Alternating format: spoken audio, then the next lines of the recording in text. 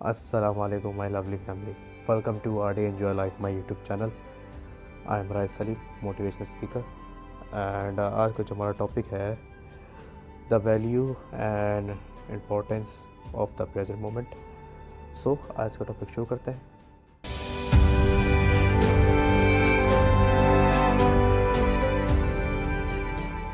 तो गाइस आज का जो हमारा टॉपिक है, यूजुअली ये बात इस टॉपिक के बारे में लोगों को पता होता ही है, लेकिन हमारी ज़िंदगी में जिस तरह से इम्तहान आ रहे होते हैं उस वक्त हम उस कंडीशन में नहीं होते कि हम उस कंडीशन को समझें. लेकिन एक ट्रिक है, मैं ये समझता हूँ कि अगर आप उसको अपनी ज़िंदगी में अगर शामिल करते हैं तो ज़िंदगी काफ़ी हद तक आसान लगने लगती है. हमारी ज़िंदगी में कितनी तरह के इम्तिहान आते हैं. किसी का अपने का धोखा दगाबाजी कर जाना, या किसी अपने का साथ छोड़ जाना, इस दुनिया से चले जाना, या किसी अपने जो अचानक बीमार हो जाए अपना उसका हो जाना, या हम सब जो ख्वाब देखते हैं अपने कई ख्वाब होते हैं उनका ना पूरा होना, अपनी किसी कीमती चीज़ का नुकसान हो जाना. ऐसे बहुत से जो है रीज़न्स होते हैं, वजह होती है कि वो नहीं हो पाती, या अचानक ऐसे इम्तिहान आते हैं. ज़िंदगी में सही मायनों में हमें यही नहीं पता होता कि हमारी ज़िंदगी में मुसीबतें आ रही हैं या इम्तिहान आ रहे हैं, या इन दोनों के बीच में क्या डिफरेंसेस है ये भी नहीं पता होता. ज़िंदगी में अगर चलने की अगर बात करूं तो दो तरह के रास्ते हैं, या तो सही या गलत. गलत के बारे में जैसा आप जानते ही हैं कि किसी के साथ अगर दगाबाजी करना, मुनाफिक हरकत करना, उनके बुरे वक्त उनके साथ खड़े ना होना, या किसी शख्स को धोखा दे जाना, उनकी कोई कीमती चीज़ छीन कर या उनका सुकून छीन के अपना कर लेना, ऐसी बहुत सी चीज़ें हैं. तो जो वो गंद फैला रहा है तो वो सिर्फ उस जिसके साथ कर रहा है उसके लिए नहीं है, ये वो गंद अपने लिए क्रिएट कर रहा है. उसको इस बात का पता भी नहीं होता. जब तक छीन रहा हो तो उसे मज़ा आ रहा होता है, लेकिन आगे जाके लाइफ में जो उसके साथ आती है ना, उससे कहते हैं सही मायनों में मुसीबत, सही मायनों में. और अगर मैं सही रास्ते की बात करूं तो इससे खूबसूरत बात क्या होगी कि किसी के साथ निभाना.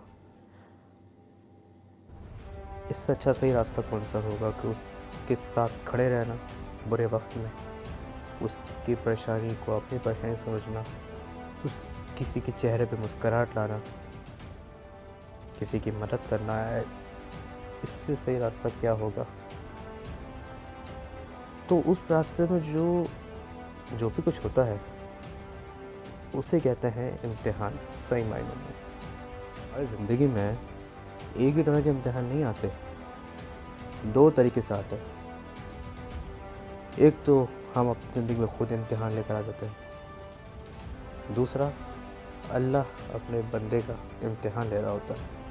मिसाल के तौर पर एक एग्जांपल दूंगा आपको कि अगर हमारी ज़िंदगी में आने जाकर एक अपना कोई दोस्त अगर आपको कहता है कि मुझे एक वजह की वजह से मुझे पैसे की ज़रूरत पड़ रही है, तो क्या तुम्हारे पास पैसे हों? तो हम क्या कहेंगे कि हाँ, पैसों की टेंशन मत लो, मैं तुम्हारे साथ खड़ा हूँ, तुम आगे बढ़ो. यही कहेंगे ना अगर हम सही रास्ते पे हैं तो इससे क्या हुआ, हमने अपनी ज़िंदगी में इम्तिहान खुद अपने हाथों में लिया. ये खुद से तो आया नहीं है, या हम अपनी ज़िंदगी में खुद इम्तिहान लेकर आए हैं उसकी मदद कर. तो एक तो इम्तिहान हम इस तरह से आता है. अब है बात अल्लाह हमारा इम्तिहान कैसे लेता है. अब आपने उसको तो हाँ कर दी,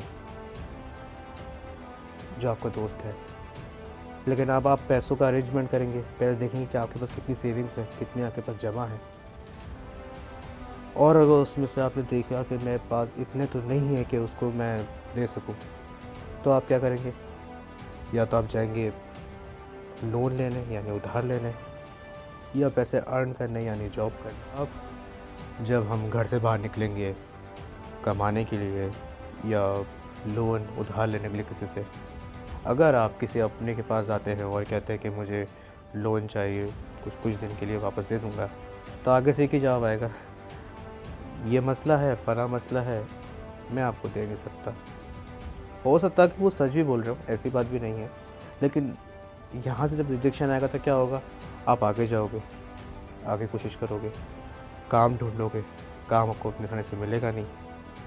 अच्छा, जब काम मिल जाएगा तो उस काम के अंदर भी छोटे-बड़े इम्तिहान आपकी ज़िंदगी में आते जाएँगे।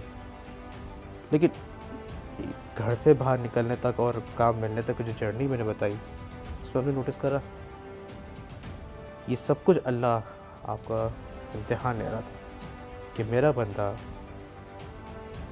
अपने दोस्त के लिए जो खड़ा हुआ है, वो सही मायनों में खड़ा हुआ भी है या नहीं?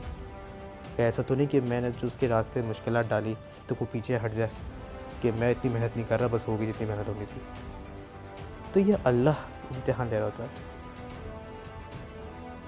या फिर वो परख भी रहा होता है कि ईमान का पक्का है या नहीं।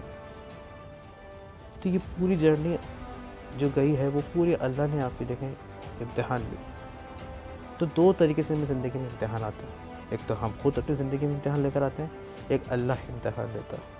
और एक बात जाते-जाते मैं आपसे कहना चाहूँगा कि अगर ज़िंदगी में कोई ख्वाब देखें या कोई कीमती चीज़ अगर चाहते हैं मिल जाए, या कोई आप चाहते हैं कि अच्छी जगह पे चला जाऊँ, और ये सब कुछ अगर ना हो सके, तो याद रखिएगा कि अल्लाह ताला अगर आपका इम्तिहान ले सकता है, तो आपका अच्छे बुरे का भी ख्याल रख सकता है। बाज़ औक़ात लोगों को अकल तो इस वक़्त तो ख़ैर नहीं आती, जब उनसे वो चीज़ ले ली जाती है उनके अच्छे के लिए। उनको अकल तब आती है जब उनके हाथ में एक नया तोहफ़ा अल्लाह ताला रख देता है। लेकिन अगर हम पहले ही वक़्त में अगर अल्लाह का शुक्र अदा कर लें कि जो भी अल्लाह ने किया मेरे अच्छे के लिए किया, और आगे जाके इंशाअल्लाह मुझे इससे भी अच्छा मिलेगा, तो कितना अच्छा हो। अल्लाह पे ईमान ही हमारा पक्का रहे और हम खुश भी रहें, ज़िंदगी को एन्जॉय लाइफ़ की तरह जिए। हम सबकी ज़िंदगी एन्जॉय लाइफ़ होती है, लेकिन हम समझते नहीं इन्हीं चक्करों की वजह से। अगर कोई इंसान इस दुनिया से चला जाता है तो उसकी इतनी ही जर्नी थी, उसका हर इंसान के नसीब पे उतनी ही उसकी ज़िंदगी लिखी हुई है। हर इंसान की उसके हिसाब से उसको चीज़ मिलती है नसीब के हिसाब से, और सबका अपना तय वक्त होता है। अगर किसी शख्स की यहाँ तक उसकी जर्नी यहाँ पे इस दुनिया से ख़त्म अगर होती है, तो उसकी आगे जर्नी लिखी होगी, कुछ और होगा। बस ज़िंदगी को खुशी की तरह जिएँ, खुश रहें और लोगों को खुश रखें, लोगों के साथ रहें। बस आप लोगों से मैं इजाज़त चाहूँगा। बस आप लोगों से कहता चलूँगा, चैनल को सब्सक्राइब ज़रूर करें, इस एपिसोड को ज़्यादा से ज़्यादा शेयर करें, अपनी ज़िंदगी को एन्जॉय लाइफ रखें, और मुझे याद रखें, दुआ में शामिल रखें। इंशाल्लाह फिर एक नई कहानी के साथ, एक नए एपिसोड के साथ ज़रूर आऊँगा। तब तक के लिए अस्सलाम वालेकुम।